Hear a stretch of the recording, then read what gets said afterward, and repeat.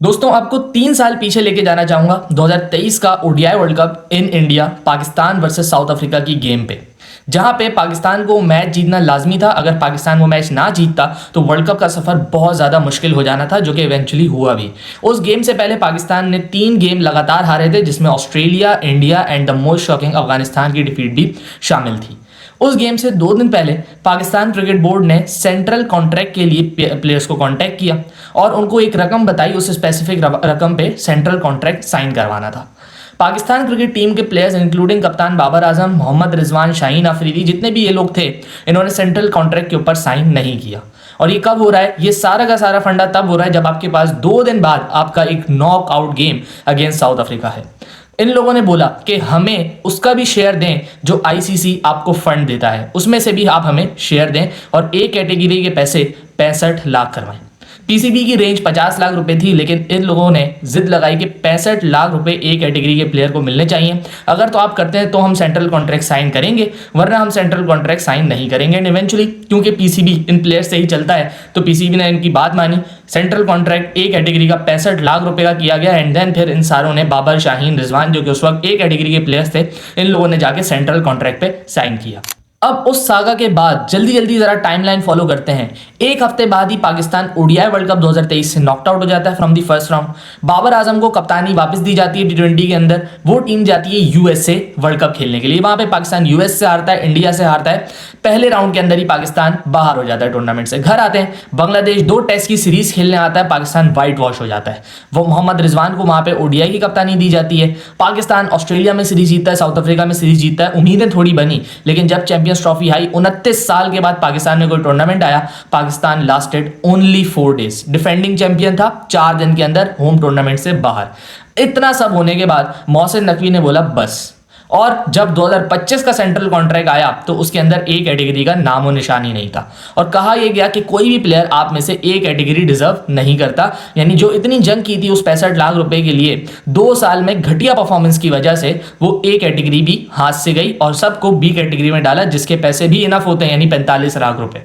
अब ये तो बात थी पिछले साल की। अब इस साल क्या हुआ? इस साल हम सबने देख लिया 2026 का टी20 वर्ल्ड कप, जिसकी तैयारी आप पिछले साल से करते हुए आ रहे हैं। 50 टी20 मैचेस आपको शेड्यूल करके दिए पीसीबी ने कि भाई आप तैयारी करें खुदारा वर्ल्ड कप के लिए, आप अपनी टीम बनाएं। माइक हेसन, सलमान अली आगा का ये जो पेयर था, इसको 1 साल पहले पीसीबी ने टाइम दे दिया था कि भाई ये वर्ल्ड कप है, इससे पहले हमें टीम तैयार चाहिए। पीसीबी ने पाकिस्तान के लिए मजीद आसानी कर दी कि सारे के सारे मैचेस श्रीलंका में खेलने इनको पता था। उसके बावजूद भी पाकिस्तान यहां से आप कहेंगे कि पहले राउंड से ही बाहर हो गया, क्योंकि पहले राउंड में एक ही मुश्किल टीम थी ना, इंडिया। वहां से आप आगे गए, यहां पे आपकी असल क्रिकेट शुरू हुई थी एंड आपने देख लिया कि आपका हाल क्या था।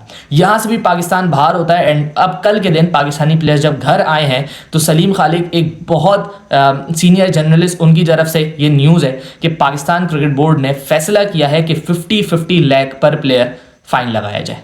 तो जो बात शुरू हुई थी 15 लाख रुपए बढ़ाने के लिए सेंट्रल कॉन्ट्रैक्ट में, हालांकि आपका 2 दिन बाद मैच था, उसकी किसी ने परवाह नहीं की, लेकिन परवाह थी तो सिर्फ पैसों की कि एक कैटेगरी के किसी तरीके से पैसे बढ़ जाएं। वो बात शुरू वहां से हुई थी। और आज आप कुदरत का निज़ाम देख लें, ये असल कुदरत का निज़ाम है। वो प्लेयर जिन्होंने अपने मुल्क के साथ सिंसियरिटी नहीं की, उनको कुदरत ने आज ला के कहाँ फेंका है? 50-50 लाख रुपए के फाइन के ऊपर। पाकिस्तान क्रिकेट बोर्ड ने ऑफिशियल अभी तक तो कोई वर्डिक्ट दिया नहीं है, लेकिन मुझे लगता है कि ऐसा कुछ पाकिस्तान क्रिकेट बोर्ड करेगा, क्योंकि उनको भी अपनी सेल्फ इमेज बचानी है। उनके ऊपर भी बड़ा क्रिटिसिज्म हुआ है एंड दैट वाज ड्यू, क्योंकि यार आपकी जो मैनेजमेंट है वो 3 साल से आई हुई है। 2024 के शुरू में मोहसिन नकवी को ये पीसीबी का रोल सौंप दिया गया था और उसके बाद से कंट्रोल है मोहसिन नकवी के पास, उनकी टीम के पास, अली मीर, उसके अलावा जो जो इनके एडवाइजर्स हैं, सबके पास कंट्रोल है, लेकिन रिजल्ट अभी तक आ नहीं रहे। तो डेफिनेटली क्रिटिसिज्म तो होगा। अब उसको हल्का करने के लिए PCB will do something like this, के कोई फाइन लगा दे या कुछ ऐसा बोल दे कि हम ये प्लेयर्स को अब कंसिडरेशन में नहीं लाएंगे या सर्जरी कर देंगे, कुछ भी बोल देंगे, ताकि इनके ऊपर से जो बेसिकली क्रिटिसिज्म है वो थोड़ा हल्का हो। सो हम एक्सपेक्ट कर सकते हैं कि ये 50-50 लाख रुपए के फाइन लग सकते हैं। मैं समझता हूं कि फाइन से बड़ी सजा इनके लिए क्रिकेटिंग वे में हो सकती है कि इनको अब इग्नोर किया जाए आगे आने वाली सीरीजेस के अंदर, इनको नहीं सिलेक्ट किया जाए, इनको बोल दिया जाए कि अब आप टीम के अंदर जगह नहीं बना पाएंगे जिस तरीके की कारकर्दगी आपकी है।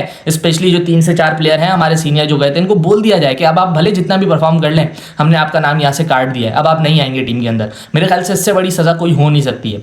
बट अगर ये सजा इनको सही लगती है पीसीबी को, देन ये भी करके आप देख लें, let's see how it pays of. लेकिन इसके कॉन्सिक्वेंसेज भी हो सकते हैं, क्योंकि 2 महीने पुरानी बात है, 2 महीने पुरानी बात है जब बीपीएल यानी बांग्लादेश प्रीमियर लीग चल रही थी, तो ऐसा ही कुछ हुआ था। उसके दरमियान भी जो आसिफ नजरुल, जो बांग्लादेश के एक ओहदेदार थे बांग्लादेश क्रिकेट बोर्ड के, उन्होंने यही स्टेटमेंट दी थी कि यार ये प्लेयर्स तो आईसीसी इवेंट में जाके परफॉर्म करते नहीं है, तो इनकी सैलरी काटो, इनको पैसे क्यों मिलते हैं, कटौती होनी चाहिए इनके। एंड क्या हुआ था अगले दिन उन्हीं प्लेयर्स ने बीपीएल का बॉयकॉट कर दिया था, एक दिन होल्ड करवा दिया था बीपीएल को, मैचेस नहीं हुए थे बीपीएल के। बांग्लादेश क्रिकेट बोर्ड से बोला गया कि सॉरी करें या इसको रिलीज करें, जो आसिफ नजरुल है इनको निकालें। तो बांग्लादेश क्रिकेट बोर्ड के जो सरबराह हैं बुलबुल अमीनुल इस्लाम बुलबुल, उन्होंने बड़ी मुश्किल से मनाया प्लेयर को, जो भी कन्वर्सेशन हुई, लेकिन उसकी वजह जो वो हॉल्ट हुआ था बीपीएल, वो तकरीबन सेम वजह थी कि प्लेयर्स के माल में से कटौती की जाए या ये परफॉर्म करते नहीं है, इस वजह से प्लेयर्स ने प्रोटेस्ट किया। एंड सेम चीज़ आप एक्सपेक्ट कर सकते हो इन पाकिस्तानी प्लेयर से भी, क्योंकि ये बेगैरत लोग हैं। क्योंकि जो 2023 के वर्ल्ड कप में अपने पैसे बढ़ाने के लिए वहाँ पे लड़ सकता है, हालांकि पिछला मैच आप किससे आ रहे थे, अफगानिस्तान से आ रहे थे, शर्म नहीं आई आप लोगों को वहाँ पे बात करते हुए पैसों की, वो भी। और अभी आपके पास क्या हुआ है, आप वर्ल्ड कप से बाहर हुए। सो आप डेफिनेटली एक्सपेक्ट कर सकते हो इन लोगों से यार कि ये उठ के कुछ भी कर सकते हैं, कोई थ्रेट करे पीसीबी को या कुछ। ऑल्दो अभी तक कोई ऑफिशियल वर्डिक्ट सामने नहीं आया है पीसीबी की जानिब से किसी भी किस्म का। एंड मोर देन दैट, मेरा जहाँ तक पॉइंट ऑफ व्यू है इन चीज़ों को लेके, मैं समझता हूँ कि फाइनेंशियली तौर पर थ्रेट करना किसी भी प्लेयर को एक ऑर्गेनाइजेशन की जानिब से वो ठीक नहीं है। बिकॉज सिर्फ प्लेयर्स की गलती नहीं है इसमें, जो आप बाहर हो रहे हो टूर्नामेंट से, this is not the mistake of players only. Yes, they are responsible, but fully responsible नहीं है। इसके अंदर उतनी गलती मैनेजमेंट की भी है, इसके अंदर उतनी गलती सिलेक्टर्स की भी है, इसके अंदर इतनी गलती पूरे पीसीबी की है जो इदारा चला रहे, कोच की, कप्तान की, एक्सवाईजी, हर प्लेयर की इक्वल गलती है। तो अगर आपने 50 लाख जुर्माना लगाना है, सो प्लेयर्स पे क्यों, फिर कोच पे भी लगाएं, सिलेक्टर्स पे भी लगाएं, और जो मैनेजमेंट बैठी है मोहसिन नकवी साहब की, उस पर भी 50 लाख जुर्माना लगाएं।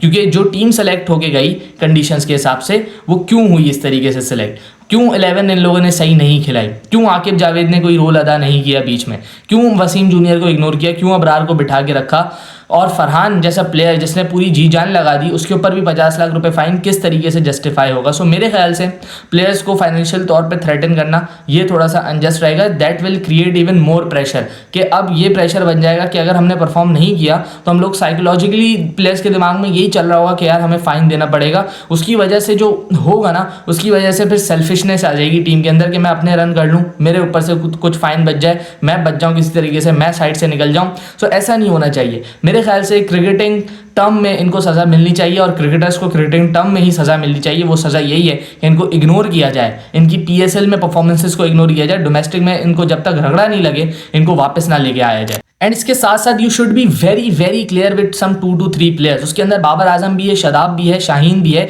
इनको आप बोल दें, स्पेशली बाबर को, यार बाबर से बोलें आप कि यार हमें आपकी ज़रूरत लॉन्गर फॉर्मेट में है, अगले साल वर्ल्ड कप है, आप उस पर कॉन्सेंट्रेट करो। आपकी T20 में आप जगह नहीं बनेगी पाकिस्तान टीम के अंदर। बाबर को भी ये चीज़ पता है, बाबर को रिटायरमेंट ले लेनी चाहिए, लेकिन मुझे नहीं लगता वो खुद लेगा। पाकिस्तान क्रिकेट बोर्ड को उसको बोलना चाहिए कि यार अब हम लोग नहीं खिलाएंगे आपको T20 के अंदर, अब आपकी जगह नहीं है। हम चाह रहे हैं कि नए लड़के प्रिपेयर करें, हम उनको लेके जाएं। आप ओडीआई पे फोकस करें, नेक्स्ट ईयर ओडीआई का वर्ल्ड कप है, वहाँ पे आपका बहुत इंपॉर्टेंट रोल है। एंड सेम चीज आपको फिर शादाब के साथ भी डिस्कस करनी है। शादाब को तो खुदा के लिए ओडीआई का भी वो कोई उतना खास परफॉर्मेंस नहीं है उसकी, T20 में नहीं थी, ओडीआई में क्या। जो बॉलर 4 ओवर तक एक लाइन पे बॉल नहीं कर सकता, वो 10 ओवर करेगा। पाकिस्तान का दिमाग खराब है, उसको लेके जाना है। शादाब को तो बोले आप बैक पैक करें यहाँ से और अपना फर्स्ट क्लास खेल के आए, पहले 3-4 सीजन लगाएं वहाँ पे, फिर देखेंगे आपका क्या करना है। शाहीन किससे भी आप सेम बात कर सकते हैं। शाहीन आपका तो ओडीआई का कप्तान शाहीन आफरीदी है। 9 मार्च को आपकी टीम जानी है Bangladesh for 3 ODI series, Shaheen Afridi वहाँ पे कप्तानी करेगा। और इस गंदी परफॉर्मेंस के बाद क्या शाहीन को कप्तानी करनी चाहिए, ये बहुत बड़ा सवाल है। और आपने कप्तान अभी एक सीरीज पहले ही चेंज किया है, तो क्या आप वापस कप्तान चेंज करेंगे? मैं तो शॉक्ड हूँ इस सारे डिसीजंस के ऊपर जो पहले लिए थे। शाहीन को कप्तान बनाना पहले भी गलत था, अब भी गलत है। उसके बाद अगर आप चेंज करोगे तो मजीद फिर शाहीन आफरीदी को ज्यादती लगेगी। वो यही बोलेगा कि अब मुझे आपने T20 का भी कप्तान बनाया था, एक सीरीज के बाद निकाल दिया, यहाँ पे भी आपने मुझे कप्तान बनाया, एक सीरीज के बाद निकाल दिया। सो अब देखना पड़ेगा, अगर आपने बना दिया तो कंटिन्यू विद हिम, लेकिन फिर उसके साथ वर्कलोड मैनेजमेंट, उसकी चीज़ें देखें, फॉर्म देखें, आप उसकी जिस तरीके से वो बॉलिंग कर रहा है वो देखें। 2 छक्के उसको पड़ते हैं, उसका दिमाग स्टार्ट हो जाता है, वो फिर समझाता नहीं है किसी को, वो किसी और को क्या समझाएगा, खुद नहीं समझ पाता वो क्या करना है मैंने आगे। सो बहुत सारी चीज़ें जो पाकिस्तान क्रिकेट बोर्ड ने देखनी है, ये सारी चीज़ें सही करनी पड़ेंगी। ये फाइन लगा देना या सेंट्रल कॉन्ट्रैक्ट की एक कैटेगरी खत्म कर देना, ये मसले का हल नहीं है।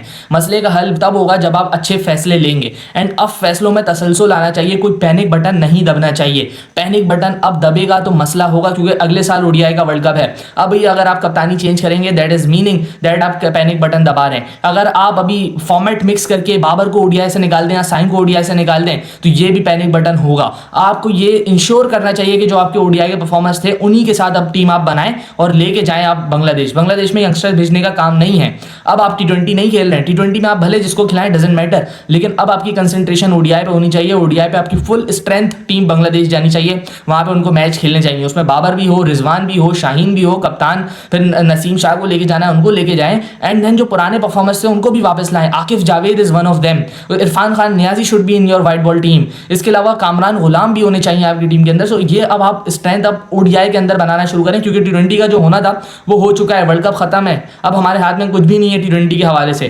अब 6 महीने बाद हमने टी20 खेलना है। सो उसकी आप प्रिपरेशंस आप छोड़ दें। खत्म हो गया टी20 का वर्ल्ड कप, जिसमें आपने अपनी परफॉर्मेंसेस देख ली। तो अब आप इन गलतियों से सीख के ओडीआई वर्ल्ड कप की तैयारी करें, उसकी टीम बनाए खुदारा, एंड फिर जो टीम बनाए उसी को लेके जाएं वर्ल्ड कप में। ऐसा ना हो कि 1 महीने पहले वर्ल्ड कप से आप किसी को रिटायरमेंट से वापस बुला के बोल रहे हैं कि जाओ आप इस टीम में आ जाओ, आप खेल लो, जैसे आमिर और इमाद के साथ किया आपने। इस साल आपने शादाब के साथ कर लिया आउट ऑफ नोवेयर। सब परफॉर्म कर रहे थे, सब एक अच्छा कॉम्बिनेशन बन पा रहा था। शादाब को लेके आ गए, बाबर को लेके आ गए आउट ऑफ नोवेयर। तो 2 साल आपने फिर क्यों खिलाया हसन नवाज को, क्यों खिलाया आपने फिर सुफियान मुकीम को, जब आपने यही करना था, यही काम करना था। अनफॉर्चुनेट है बड़ा कि पाकिस्तान साल भर खिलाता किसी और को और वर्ल्ड कप पाकिस्तान से कोई और खेल रहा होता है। तो इन लोगों को तो आप अब साइडलाइन करें थोड़ा, और टी20 क्रिकेट के बारे में आप सोचना बंद करें। आपका पीएसएल आ रहा है, ये बेगैरत लोग अब वो पीएसएल खेलेंगे सारे के सारे, और आपको स्टार बॉलिंग करते हुए दिखेंगे, और इनकी जो फैन फॉलोइंग होगी, पोस्ट होंगी, वो आप सबको दिखेंगी कि कौन कौन बैक हो गया है यहाँ से, या पीएसएल की परफॉर्मेंस पे किस किस को लेके आना चाहिए। पीएसएल मैं समझता हूँ इज अ जोक नाउ, क्योंकि हमें पता है ये सारे के सारे प्लेयर जो कि फेलियर हैं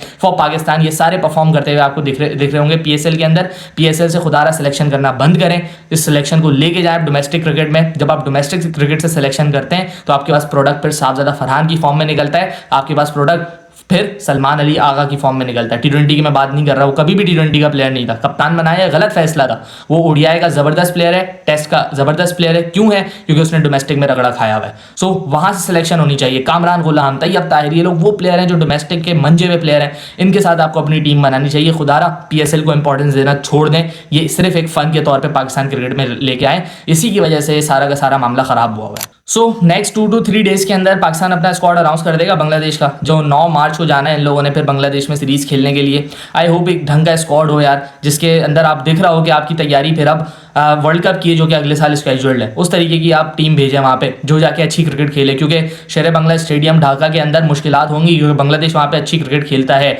ओडीआई फॉर्मेट पाकिस्तान बड़े अरसे के बाद खेल रहा है, तो सबको जाके सेट होना वहाँ पे वो बहुत ज़्यादा ज़रूरी होगा। सो ओडीआई क्रिकेट लाजमी आप उसके ऊपर फोकस करें, छोड़ दें जो हो गया। अनफॉर्चुनेटली हम 4 साल से सह रहे हैं, एक और साल मजीद सही, लेकिन अब आगे आने वाले दौर के अंदर चीज़ों को बेहतर करने की कोशिश करें।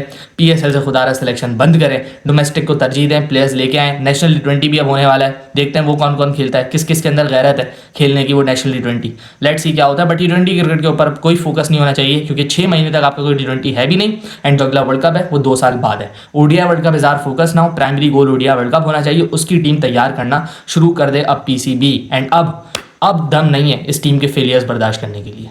मिलता है किसी और वीडियो में, अपना ख्याल रखिएगा। अल्लाह हाफ़िज़।